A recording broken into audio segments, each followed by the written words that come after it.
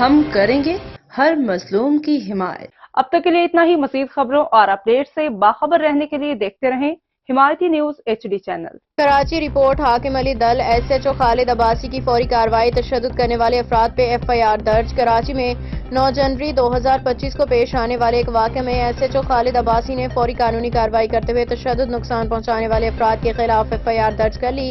Report کے مطابق ملزمان میں محمد عرفان، اس کے ساتھی اور اس کے بیٹے وقار، نعمان، وسیم، داماد حنین شامل ہیں، جو گاڑی توڑنے کے واقعے میں ملوث تھے۔ SHO خالد عباسی نے متاثرین کو یقین دہانی کرائی کہ ان کے ساتھ انصاف کیا جائے گا، ان کے نقصانات کا ازالہ کیا جائے گا۔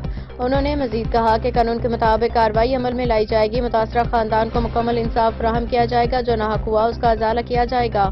اس فوری اور مؤثر کارروائی سے SHO خالد عباسی نے شہریوں کے اعتماد کو بحال کرنے کی کوشش کی۔